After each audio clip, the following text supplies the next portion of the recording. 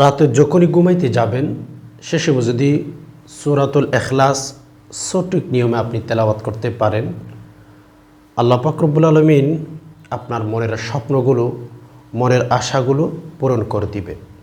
যে সমস্ত জিনিসের জন্য আল্লাহ তাআলার কাছে দোয়া করবেন, মোনাজাত করবেন, আল্লাহ তাআলা আপনার দোয়া, আপনার মোনাজাত কবুল করে নেবেন। এক কথায় আমি যদি বলি, সূরাতুল ইখলাস নিয়ম অনুযায়ী যদি আপনি আমল করে ঘুমিয়ে যেতে পারেন, আল্লাহ পাক রব্বুল আলামিন আপনাকে অল্প সময়ে ধনী বানাবেন।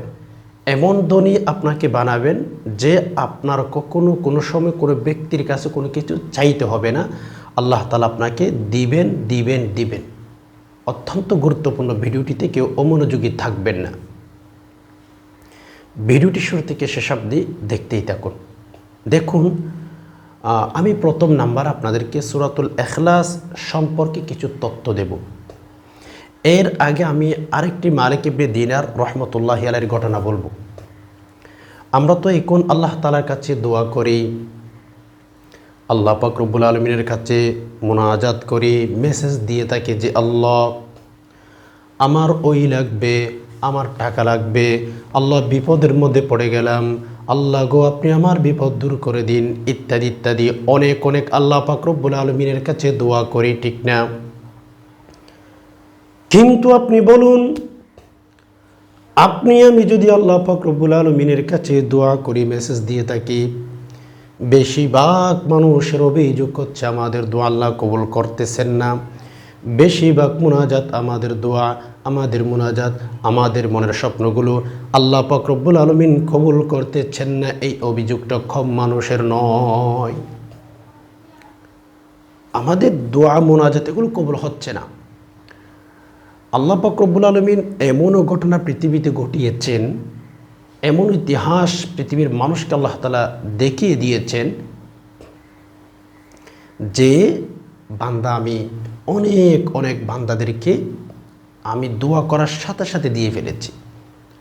নিজেকে ওইভাবে আমাদের তৈয়ার করে তুলতে হবে। আল্লাহ তাআলার কাছে আমরা যখন যে কোনো জিনিসের জন্য দোয়া করব, সেটা যদি আমরা পেতে চাই, তাহলে আমাদের অবশ্যই অবশ্যই উচিত যে আমাদের নিজেকে সেভাবে তৈয়ার করতে হবে, সেভাবে আমাদের তৈয়ার করতে হবে। তাহলে আমরা ভালো বেনিফিট, ভালো ফলাফল ইনশাল্লাহ পেয়ে যেতে পারি। মালিক ইবনে দিনার রহমতুল্লাহি আলাইহি নিজেকে তৈয়ার করেছিলেন, আদার্স আল্লাহর কাছে দোয়া করতেন, আল্লাহ তাআলা সাথে সাথে ফলাফল, সাথে সাথে বেনিফিট আল্লাহ তাআলা দিতেন। সুবহানাল্লাহ। তো মালিক ইবনে দিনার রহমতুল্লাহি আলাইহি অনেক বড় আল্লাহওয়ালা ছিলেন, অনেকভাবে আল্লাহ পাক রব্বুল আলামিনের কাছে প্রিয় বান্দা হয়ে গেছিলেন। যখন যেটার জন্য আল্লাহ তাআলার কাছে দোয়া করতেন, আল্লাহ পাক রব্বুল আলামিন সাথে সাথে মালিক ইবনে দিনার রহমতুল্লাহি আলাইহির দোয়া কবুল করে নিতেন। একটা ঘটনা পাওয়া যায় ছোট্ট করে, আমি একটু বলি আপনাদেরকে। মালিক ইবনে দিনার রহমতুল্লাহি আলাইহি এক সময় হচ্ছে তিনি এক জায়গা থেকে অন্য জায়গায় যাচ্ছিলেন নৌকাতে উঠে। সেই জামানার মধ্যে ধরুন আপনার হচ্ছে এত সুযোগ সুবিধা, এত এবিলিটি, এত গাড়ি, এত বিমান, এত কিছু ছিল না। তো তারা নৌকা দিয়ে এক জায়গা থেকে অন্য জায়গায় যাইতেন, আসা যাওয়া করতেন। সো মালিক ইবনে দিনার রহমতুল্লাহি আলাইহি এক জায়গা থেকে অন্য জায়গার মধ্যে যাচ্ছিলেন, নৌকাতে উঠছিলেন। কিতাবের বর্ণনায় পাওয়া যায় মালিক ইবনে দিনার রহমতুল্লাহি আলাইহি কিছু দূর যখন গেলেন, নৌকার মালিক যিনি এই দিক থেকে এক জায়গা থেকে অন্য জায়গার মধ্যে নিয়ে যাচ্ছিলেন, সবার কাছে ভাড়া চাচ্ছিল। ভাড়া দিতে হবে, যেহেতু যে জায়গার মধ্যে যাচ্ছিলেন ওই জায়গার কাছাকাছি চলে গেল। মালিক ইবনে দিনার রহমতুল্লাহি আলাইহিকে বললেন, হে মালিক, টাকা দাও, তোমাকে যে জায়গার মধ্যে নিয়ে যাব ওই জায়গার কাছাকাছি এসে গেছে, তোমার অবশ্যই অবশ্যই টাকা পরিশোধ করতে হবে। মালিক ইবনে দিনার রহমতুল্লাহ আলাইহি মুখলেস আল্লাহওয়ালা মানুষ, আল্লাহ বিল্লাহ করতে করতে তাদের দিন রাত শেষ, দুনিয়া নিয়ে তো ব্যস্ত তাদের ভেতরে ছিলই না। মালিক ইবনে দিনার রহমতুল্লাহি আলাইহি পকেটে হাত দিয়ে দেখলেন টাকা নাই। আচ্ছা বলুন তো, আপনি গাড়িতে উঠেছেন, গাড়িওয়ালা যারা দায়িত্বশীল আছে আপনার কাছে টাকা চাচ্ছে, আপনি টাকা দিতে পারছেন না, তখন অবশ্যই অবশ্যই গাড়িওয়ালা আপনার সাথে খারাপ আচরণ করতে পারে, খারাপ আচরণ করতেই পারে। মালিক ইবনে দিনার রহমতুল্লাহি আলাইহি যখন টাকা দিতে পারেন নাই, মালিক ইবনে দিনারকে শক্ত ভাষায় কথা বলেছে নৌকাওয়ালা। সাথে সাথে মালিক ইবনে দিনার রহমতুল্লাহি আলাইহি আল্লাহর কাছে দোয়া করেছেন যে আল্লাহ, আমার কাছে টাকা না থাকার কারণে আপনি দুনিয়াবি মানুষের কাছ থেকে আমাকে কথা শুনিয়েছেন। আল্লাহর কাছে দোয়া করতেছেন, আল্লাহ আপনি আমাকে সম্মান নষ্ট করে দিয়েছেন, মানুষের কথা শুনিয়েছেন আপনি। আল্লাহ, আমার এখন এই মুহূর্তে ভাড়া দেওয়ার মতো টাকা নেই, আপনি আমাকে টাকার ব্যবস্থা করেন। দোয়া করেছেন কি যে হে আল্লাহ, নৌকার উপর বসে, যে হে আল্লাহ, আমার এখন এই মুহূর্তে ভাড়া দিতে হবে, আমার কাছে টাকা নাই, আপনি টাকার ব্যবস্থা করে দিন। মালিক ইবনে দিনার রহমতুল্লাহ আলাইহি বাস এই কথা বলেছেন আল্লাহর কাছে, সাথে সাথে অ্যাকশন শুরু হয়ে গেছে, সাথে সাথে অ্যাকশন শুরু হয়ে গেছে। বলে কেমন অ্যাকশন? কিতাবের বর্ণনায় পাওয়া যায় সমুদ্রের ভেতরে যে সমস্ত মাছ ছিল, সকল মাছ এক একটা দিনার নিয়ে মালিক ইবনে দিনার রহমতুল্লাহি আলাইহির সামনে উপস্থিত হয়ে গেলেন। সবার মুখে মুখে এক একটা মাছ, এক একটা পয়সা, এক একটা দিনার। সুবহানাল্লাহ, সকল মাছের মুখে এক একটা দিনার। মালিক ইবনে দিনার রহমতুল্লাহি আলাইহি তার যতটুকু প্রয়োজন, যত টাকা প্রয়োজন, ভাড়া দিতে যত টাকা প্রয়োজন হবে সেই পরিমাণ দিনার নিল। বাকি মাছগুলোর মুখের মধ্যে, টুটের মধ্যে যে পয়সা ছিল বা দিনার ছিল, ওইগুলোকে বলে দিয়েছে যাও যাও যাও, আমার এখন আর দিনার প্রয়োজন নাই, আমার যতটুকু প্রয়োজন ততটুকু দিনের আমি কিন্তু নিয়ে ফেললাম। চিন্তা করেন, সাথে সাথে অ্যাকশন। আল্লাহর কাছে দোয়া করলে এদের দোয়া ফিরিয়ে দিতেন না। এদের আমল, এদের আখলাক, এদের দোয়া এমন তীরের মতো আল্লাহ তাআলার কাছে চলে যাইতেন। আর ওই যে আমি এখানে মাঝখানে আমাদের আরেকটা কথা বুঝতে হবে, মালিক ইবনে দিনার রহমতুল্লাহ আলাইহি চাইলে ওই যে প্রতিটি মাছের টুটে যে দিনারগুলো নিয়ে এসেছে, তিনি চাইলে সব কিছু নিয়ে ফেলতে পারতেন, বাট তিনি নেন নাই। তিনি নিয়েছেন শুধু তার প্রয়োজন যতটুকু, তার হাজত যতটুকু, সেই পরিমাণ নিয়ে বাকিগুলো দিয়ে ফেলেছে। আর আমরা হইলে সব নিয়ে ফেলতাম। কেননা আমাদের এই কলিজার ভেতরে, আমাদের ভেতরে কিন্তু দুনিয়ার মোহাব্বত ছাড়া, দুনিয়ার ভালোবাসা ছাড়া কিচ্ছু নাই। আমরা তো মরতেও রাজি, মারতেও রাজি, জীবন নিতেও রাজি, জীবন দিতেও রাজি। শুধুমাত্র আমাদের পাত্তি লাগবে, পাত্তি লাগবে। পাত্তি যেখানে থাকবে, পাত্তি যেখানে পাবো, সেখানে আমরা যা করতে মন চাই তাই আমরা কিন্তু করতে পারবো। এজন্য আসুন, বিশেষ করে আল্লাহর কাছে যখন দোয়া করবেন, হারাম সম্পর্কের সাথে, হারাম রিলেশনের সাথে কোনোভাবেই জড়ানো যাবে না। এবার আসুন, সূরাতুল ইখলাস, এটা এমন একটি সূরা, এটা এমন একটি সূরার কথা বলছি আপনাদেরকে, আপনি যদি সহি শুদ্ধভাবে সূরাতুল ইখলাস তেলাওয়াত করতে পারেন, আপনার জীবনের যৌবনের যা যা প্রয়োজন আমার আল্লাহ আপনাকে দিবেন। তবে চাওয়ার মতো করে চাইতে হবে। সূরাতুল ইখলাসের ভেতরে আপনি জানেন না আল্লাহ পাক রব্বুল আলামিন কি রেখে দিয়েছেন। সূরাতুল ইখলাস এমন ফজিলতপূর্ণ একটি সূরা, আল্লাহ পাক রব্বুল আলামিনের পরিচয় যেহেতু এই সূরার ভেতরে রয়েছে, তো ফজিলতপূর্ণ একটি সূরা আপনি জানেন না। 3 বার তেলাওয়াত করবেন, 3 বার সূরাতুল ইখলাস তেলাওয়াত করবেন। 1 বার তেলাওয়াত করবেন, 10 পারা তেলাওয়াত করলে যে নেকি হয় সেই পরিমাণ নেকি আল্লাহ তাআলা আপনাকে দিবেন। 2 বার তেলাওয়াত করবেন, 20 পারা তেলাওয়াত করলে যে নেকি হয় সেই পরিমাণ নেকি আল্লাহ তাআলা আপনাকে দিবেন। 3 বার তেলাওয়াত করবেন সূরাতুল ইখলাস সহি শুদ্ধভাবে, আল্লাহ পাক রব্বুল আলামিন পুরা কুরআনুল কারীম খতম করলে যে নেকি হয় সেই পরিমাণ নেকি আল্লাহ তাআলা আপনাকে দান করবেন। এজন্য যারা কোরআনুল কারীম তেলাওয়াত করতে জানেন না, যারা পুরা কোরআনুল কারীমকে সহি শুদ্ধভাবে তেলাওয়াত করতে জানেন না, প্রথম নাম্বারে বলবো সূরাতুল ইখলাস বেশি বেশি তেলাওয়াত করবেন। আপনার আমলনামার মধ্যে আল্লাহ পাক রব্বুল আলামিন কোরআনুল কারীম খতম করলে যে নেকি হয়, সেই পরিমাণ নেকি আল্লাহ আপনাকে দিয়ে ফেলবেন।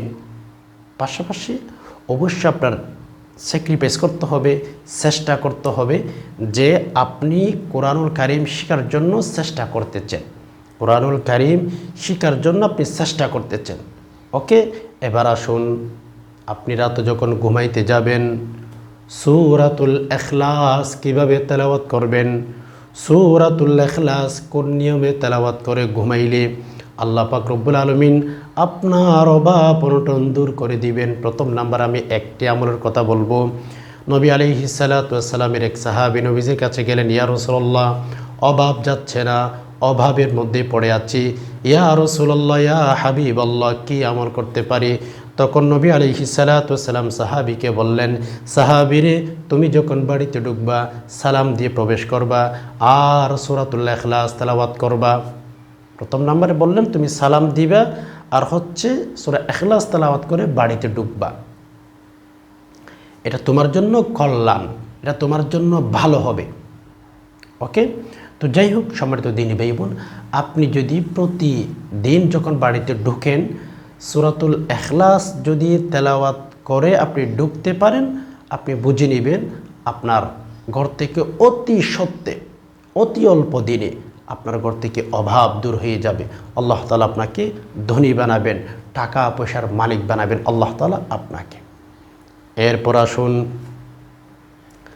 আপনি আমি যদি প্রতি রাতে সূরাতুল ইখলাস তেলাওয়াত করতে পারি, কীভাবে তেলাওয়াত করব নিয়ম অবশ্যই আমাদের জানা থাকতে হবে। এখানে আমাদের সূরাতুল ইখলাসের যেহেতু আমল করব, আমাদের সহি শুদ্ধভাবে তেলাওয়াত করতে হবে। তাহলে এবার আমরা প্রথম নাম্বারেই সূরাতুল ইখলাস সহি শুদ্ধভাবে শিখে ফেলি। হ্যাঁ, আমার সাথে সাথে দুই একবার রিপিট করুন। বিসমিল্লাহির রহমানির রহিম। কুল হুয়াল্লাহু আহাদ, আল্লাহুস সামাদ, লাম ইয়ালিদ ওয়া লাম ইউলাদ ولم يكن له كفوا أحد بسم الله الرحمن الرحيم قل هو الله أحد الله الصمد لم يلد ولم يولد ولم يكن له كفوا أحد بسم الله الرحمن الرحيم قل هو الله أحد الله الصمد لم يلد ولم يولد ولم يكن له كفوا أحد। এইভাবে সহি শুদ্ধভাবে আপনি প্রথমে তেলাওয়াত শিখে নেবেন। কেননা দেখেন, আমরা কিন্তু অনেকে আছি, হ্যাঁ, আমরা সূরাতুল ইখলাস মাশাআল্লাহ তাবারাকাল্লাহ তেলাওয়াত করতে পারি, কিন্তু উচ্চারণগত অনেক অনেক সমস্যা। তো যাই হোক, আমি যেভাবে আমলটি করতে বলবো, প্রতি রাতে যখন ঘুমাইতে যাবেন আমলটি করবেন। ওকে, আসুন কীভাবে করবেন আমলটি। ঘুমাইতে যখন যাবেন রাতে, প্রতি রাতে উজু করে নেবেন। উজু করার পরে 2 রাকাত সলাতুল হাজতের নামাজ অবশ্যই পড়বেন। সূরাতুল হাজতের নামাজ অবশ্যই পড়বেন। সূরাতুল হাশরের সলাতুল হাজতের নামাজ অবশ্যই যখন আপনি সহি শুদ্ধভাবে ইখলাসের নিয়তে যেভাবে অন্যান্য দিন নামাজ পড়েন ওইভাবে যখন আদায় করে ফেলবেন, কেবলামুখী বসা থাকা অবস্থায় 3 বার দুরূদ ইব্রাহিম অথবা অন্যান্য দুরূদ পাঠ করতে পারেন, যেমন সাল্লাল্লাহু আলাইহি ওয়াসাল্লাম, সাল্লাল্লাহু আলাইহি ওয়াসাল্লাম, সাল্লাল্লাহু আলাইহি ওয়াসাল্লাম। এই যে দুরূদ শরীফ 3 বার পাঠ করবেন, 3 বার যখন আপনার দুরূদ শরীফ পাঠ করা হয়ে যাবে, অবশ্যই সূরাতুল ইখলাস 7 বার তেলাওয়াত করবেন। কয়বার? 7 বার। বিসমিল্লাহ সহ এভাবে, বিসমিল্লাহির রহমানির রহিম, কুল হুয়াল্লাহু আহাদ, আল্লাহুস সামাদ, লাম ইয়ালিদ ওয়া লাম ইউলাদ ওয়া লাম ইয়াকুল লাহু কুফুয়ান আহাদ। এভাবে আপনি সূরাতুল ইখলাস 3 বার তেলাওয়াত করবেন। হ্যাঁ, 3 বার তেলাওয়াত করার পরে শেষে আবার 3 বার দুরূদ শরীফ পাঠ করবেন, সাল্লাল্লাহু আলাইহি ওয়াসাল্লাম, সাল্লাল্লাহু আলাইহি ওয়াসাল্লাম, সাল্লাল্লাহু আলাইহি ওয়াসাল্লাম, সাল্লাল্লাহু আলাইহি ওয়াসাল্লাম। 3 বার দুরূদ শরীফ পাঠ করে আল্লাহর কাছে দোয়া করবেন যে, হে আল্লাহ, অভাবের মধ্যে আছি, আল্লাহ আপনি তো আমার অভাব দূর করে দিবেন। আল্লাহ আমি পরিপূর্ণ ভরসা রেখে সূরাতুল ইখলাস তেলাওয়াত করে, আল্লাহ গো, আপনার প্রশংসা যে সূরার মধ্যে রয়েছে আল্লাহ, ওই সূরাটি তেলাওয়াত করলাম। আল্লাহ আপনি আমার অভাব অনটনগুলো দূর করে দিন। আল্লাহ আপনি আমার মনের আশাগুলো পূরণ করে দিন। আল্লাহ আমি খুবই টেনশনের মধ্যে আছি, আল্লাহ আমার টেনশনগুলো দূর করে দিন। আল্লাহ গো, আমার স্বামী ভালো না, আমার স্ত্রী ভালো না, আমার সন্তান, আমার ছেলে মেয়ে ভালো না। মালিক, আমার প্রতিবেশী আমার উপরে ক্ষেপে আছে। মালিক, আপনি তাদেরকে ভালোভাবে সঠিকভাবে বিচার করে দিন। এভাবে যদি আপনি আমি প্রতি রাতে রব্বে কাবার কসম আমল করে ঘুমাই যেতে পারি, আমাদের লাইফ আল্লাহ পাক রব্বুল আলামিন অতি অল্প সময়ে পরিবর্তন করে দিবেন। আল্লাহর রাসূল সাল্লাল্লাহু আলাইহি ওয়াসাল্লামের একজন সাহাবী নুমান ইবনে বশীর রাদিয়াল্লাহু তাআলা আনহু বলেন, আত-তাকদীরু লা ইউরাদ্দু ইল্লা বিদ-দুআ। নুমান ইবনে বশীর রাদিয়াল্লাহু তাআলা আনহু বলেন, এই পৃথিবীর মধ্যে কোনো জিনিস মানুষের তাকদীর পরিবর্তন করতে পারে না। এই পৃথিবীতে মানুষের তাকদীর কোনো কিছু দিয়ে পরিবর্তন করা যায় না, কেবলমাত্র শুধুমাত্র যদি আপনি আল্লাহ পাক রব্বুল আলামিনের কাছে দোয়া করতে পারেন, দোয়ার মাধ্যমে আপনার তাকদীর পরিবর্তন করে নিতে পারেন। আপনি অভাবের মধ্যে আছেন, দোয়া করেন, আল্লাহ তাকদীর পরিবর্তন করে দিবেন। আপনি ঋণগ্রস্ত হয়ে গেছেন, আল্লাহর কাছে দোয়া করেন, আল্লাহ তাআলা আপনার ঋণ পরিশোধ করার মতো ব্যবস্থা করে দিবেন। এমনকি আপনি অনেক অনেক অভাবের মধ্যে পড়ে গেছেন, আল্লাহর কাছে যদি দোয়া করেন, আল্লাহ পাক রব্বুল আলামিন অবশ্যই আপনার চাহিদাগুলো পূরণ করে দিবেন। এজন্য আসুন আমরা বেশি থেকে বেশি এই দোয়াটি পাঠ করার চেষ্টা করি। ইনশাআল্লাহ আল্লাহ তাআলা আমাদেরকে ঠকাবেন না, এত বেশি দিবেন আমরা কখনো চিন্তাও করতে পারবো না। আল্লাহ তাআলার কাছে দোয়া করি যে, হে আল্লাহ, যারা ইসলামিক ভিডিওটি দেখেছেন, আল্লাহ তাদের মনের আশাগুলো পূরণ করে দিন। আল্লাহ তাদের অভাব অনটনগুলো দূর করে দিন। আল্লাহ যে সমস্ত ভাই বোন ইসলামকে পছন্দ করেন, ভালোবাসেন, আমাদেরকে আল্লাহ দিনে দিনে আরও বেশি যেন ইসলামকে পছন্দ করতে পারি সেই তৌফিক দান করুন। আমিন। ওয়া মা আলাইনা ইল্লাল বালাগ। আসসালামু আলাইকুম ওয়া রাহমাতুল্লাহি ওয়া বারাকাতুহু।